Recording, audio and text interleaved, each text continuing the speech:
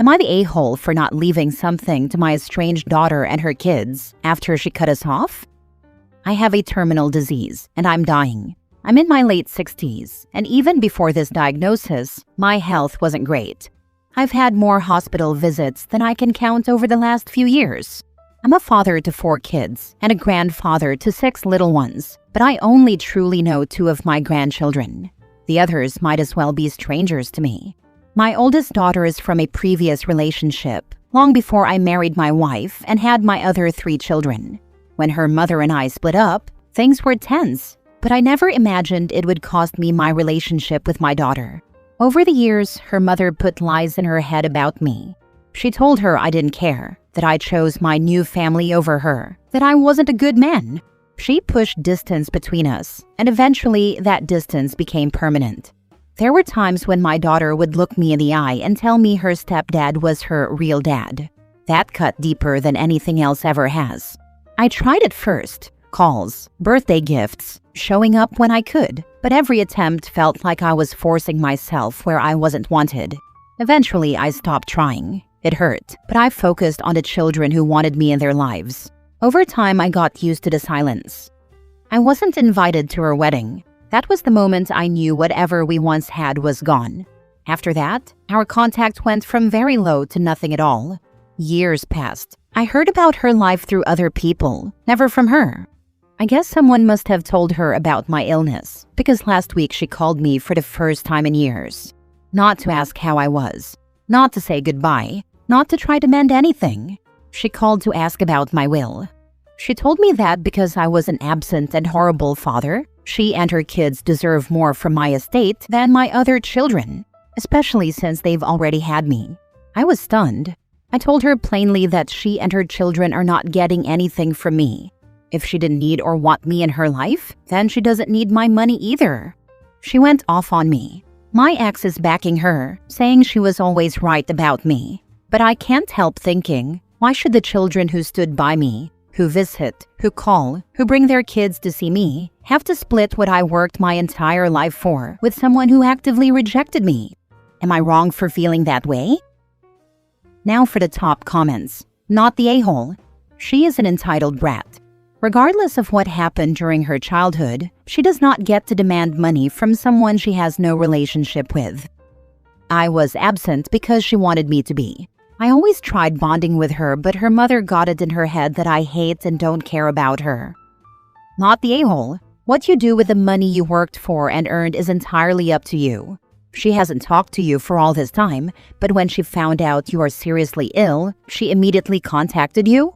But she didn't contact you to see how you are or to catch up. She only contacted you because she thinks she's entitled to something she isn't. You are giving her what she deserves. Absolutely nothing. Her stepdad, aka her real dad, and her mom can give her whatever they want. You owe her nothing. You're the a-hole. As a daughter who never had her father, but watched him be a dad to other kids, it hurts. And yes, she's an adult with children, but she is responding as your little girl, not as an adult. Is it selfish to ask about your will and not your well-being? Yes, but you're the parent. Have you ever reached out to her and made peace with the fact that you were an absent dad and the hole it left in her heart? Have you ever spoken to her about the lies her mom told, or even cleared the air and shown up for her as an adult? Have you ever reached out to the stepfather and thanked him for stepping up because you couldn't or wouldn't? I'm not saying she's right. I'm saying she has a hole in her heart that you put there. If you know you're dying, can you help heal that part? She's going to fight you. She's going to say ugly things. That doesn't matter. You're talking to the little girl who has always wanted her dad to show up. I always tried to be involved in her life, but she kept pushing me out. I never chose my other kids over her until she made it absolutely certain that I wasn't her dad. You abandoned your kid for your new family, and now you're trying to cast her as the villain when she was the child. You cut her off first. I stopped trying when she was 20 and in college, after she kept saying I wasn't her dad. Next story. Am I the a-hole? My dad wants my daughter to call his wife Nana. My mother and father got divorced 8 years ago, and since then, they have been much happier in their own separate lives. My father had an affair with his now wife for many years, while married to my mom. which was the final straw that broke the camel's back in my mom and dad's marriage. How I learned of the affair is the main problem. One day I received a phone call while at home asking if my mom was home. I said, "Just a minute, she's right here." The caller hung up the phone. I said, "That was weird," and my mom and I laughed it off. 30 minutes later, there was a knock at the door. I opened the door, and this woman I had never seen before dropped a large box at my feet. She smiled and walked away down my driveway. I called out to her, saying, "Excuse me, what is this? Hello, who are you? What are you doing?" The strange woman walked away smiling the whole time, jumped in a waiting car, and drove away. I brought the box inside cautiously, and it had my mother's name written on top. My mom asked me to open the box for her. I slowly opened the box and found a carefully placed photo balanced on a large pile of paper. It was a photo of my dad naked in a bathtub, genitals not in view. Underneath the photo was a collection of what must have been every anniversary card, birthday card, love letter, and postcard they had ever sent to each other. My mom was crying and feeling incredibly hurt. She was torn in half, and I was just trying to comfort her any way I could. I was angry and upset myself at this sudden change of events. It was brutal and horrible. The meticulously piled items inside the box just added to the vile act of what this woman did. He is my father, and although I was very angry at first, I hold no ill will toward him.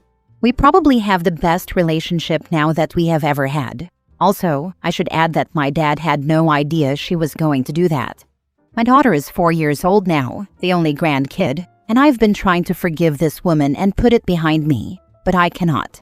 I have only allowed her to hold my baby girl one time. When we have dinner and I go over to my dad's place, it's because I want him to have a relationship with my daughter, so it's civil and cordial, with a lot of effort on my part. Now he wants me to have my daughter call this woman Nana. I just can't get over that night. It was vile, cruel, and incredibly stupid of this woman, my dad's wife. I've honestly tried, but I just cannot bring myself to forgive her, so I will not let my daughter call her that or have that kind of relationship with her. It makes me angry and sick to my stomach to this day. She has never apologized or even acknowledged that day. Am I being an a-hole? Should I not say anything? Please tell me your judgment, Reddit. You're not the a-hole, but can you explain how your father is somehow blameless when his romantic partner did this to your mother? He chose her. Even if her choice to reveal the affair to your mother and you in that came as some sort of shock to him, he continued to date her after she did it. That is absolutely unacceptable on his part. Thank you. I cannot believe the father gets to walk away unscathed from this mess. He's the one who took vows to your mother, and he ends up married to this awful woman? He's no prize. If he'd kept his dick in his pants, none of this would have happened. Why does the other woman get all the blame? Definitely not the a-hole, but why has your dad gotten a get-out-of-jail-free card from you? My dad married the affair partner a couple of years after my parents' divorce, and while I was polite to each of them, and even worked at maintaining a relationship for years, in the end, I just couldn't get past it. But I struggled with both of them, not just her. Exactly. It's wild he gets a pass. He chose to marry someone who delighted in traumatizing his family. By pushing the Nana title, he's still prioritizing her feelings over your very valid boundaries. Next story. Am I the a-hole for telling my sister-in-law I won't be going out to eat with her family again if her husband and youngest are going to? Let me start off by saying I have a great relationship with my sister-in-law and her older kids, 18 and 16. I thought I had a great relationship with her husband, 46, and the youngest, 13, until last night's dinner. We went to a nicer Italian restaurant, and I was completely embarrassed and furious with the way they acted. The husband was complaining about everything, from where we had to park, to why we had to wait when we had a reservation, which he made us late for by taking his sweet time getting ready, to the prices and menu options. We got appetizers, enough for everyone to have at least 2 of each thing, but he grabbed half of all of them because he couldn't wait to eat, then complained about whatever he could about the food. The 13-year-old was wearing pajama pants and a torn-up hoodie because Dad said it was fine. It wasn't, but they still seated us. When the waiter came to take our order, the husband ordered some crazily modified pizza and whined when they charged accordingly. The 13-year-old couldn't order for themselves? I don't know why, but whatever. My sister-in-law and I have both worked in restaurants for years, and this is the part that made me want to leave. The husband had both earbuds in, watching anime at the table, and shook his empty Mountain Dew glass at the waiter, then laughed about how he didn't even have to say anything to get a refill. The check came, and one of the appetizers I was paying for was on their bill. An easy fix, but the husband yelled, "How hard is it to do it right the first time?" That's when I almost lost it, and just followed the waiter to the POS and paid for my food and the two oldest kids' food. I said goodbye to my sister-in-law and the two oldest and left. She later called me and asked if they did something wrong, so I laid it out about how embarrassing her husband and youngest were. I was told that no one else has a problem with them. Then I got a call from my mother-in-law thanking me for being the only other person to call her husband out for his behavior. So am I the a-hole, or was I right to be embarrassed and pissed off? This is my wife's sister's family. My wife passed away in 22. Not the a-hole. I was told that no one else has a problem with them. That sister-in-law knows of. Maybe now that you've spoken up and survived, others will start. Yeah, I guess mother-in-law has said something, but I'm betting everyone else avoids or just lets it slide. I know one of my brothers-in-law doesn't really have a relationship with them because he hasn't liked husband since they got together. I'd have probably made her aware in the damn parking lot by cussing him out for being a jackass. I didn't say anything to him before I left, and I left before they had paid because I would have punched him, or worse had he said anything. The 13-year-old is just being a 13-year-old, but the husband sounds like a real drag to be around. I don't think you're an a-hole by being honest when asked a direct question, but I do think lumping the child/teen in with the grown man baby's behavior is unfair.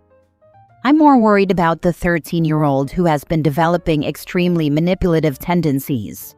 Granted, mostly from dad, but the other kids were never like this. If mother-in-law was thanking you, then not the a-hole. And brother-in-law obviously is. Not brother-in-law, haha. That is used for the actual brothers-in-law and husbands that are liked. This made me laugh because I refer to my father-in-law as my husband's father for this exact reason. Next story. Am I the a-hole because I refuse to try for a daughter? My wife and I have been having a hard time. She is a teacher, and her job is stressful. Every day she talks about how much she dislikes her students and their parents. In many ways, this has bled into our home life. She often gets frustrated with our son and says, "You're acting like so-and-so," or "So-and-so in my class does the same thing." This is confusing for him because he doesn't know who those people are. Our son is starting kindergarten in the fall. My wife wants to have a second baby. She says she is sick of being a boy mom and wants a daughter. I do not think we are ready to have a second baby. For one thing, we have had several conflicts with our parents about childcare. Both have said they will help us, but her parents are flaky, and my parents are judgmental. For a second thing, we are not doing well financially at the moment. Expenses have gone up, and that is stressful. For a third thing, my wife wants to have a girl, and I'm scared of how she will react if that doesn't happen. My wife said I'm being selfish because I got a boy, and now think we're done. She said if we had a girl, I would want to try again. That's not true. I don't care. I just think now is a bad time for a second child, period. Work is stressful, and home is stressful too. Am I an a-hole? What would happen if you had another boy? Would you just keep trying for that girl? Not the a-hole. I have tried to say this. She is confident our second baby would be a girl. My boss has 6 kids, only one of them is a girl. The last 3 have all been attempts to get a second girl. Not the a-hole.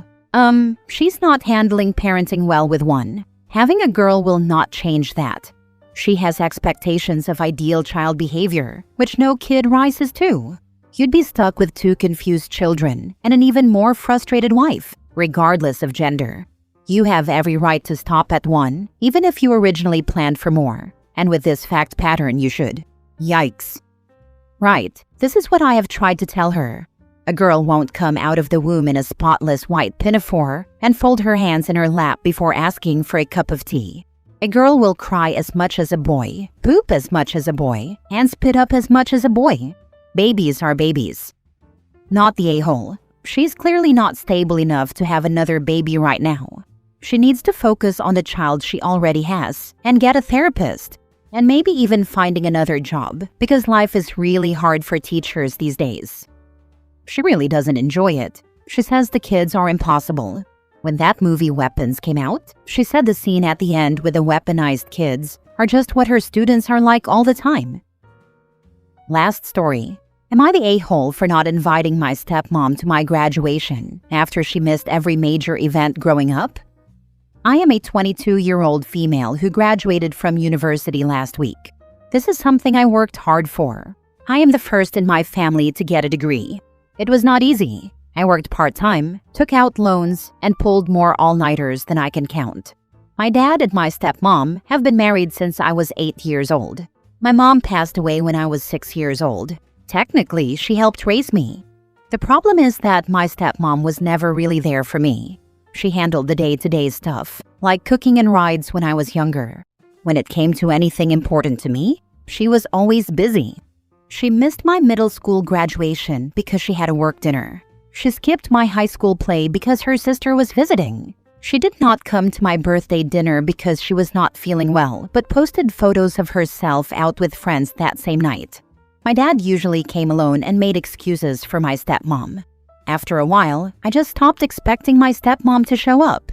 When graduation tickets were limited, I got 4 tickets.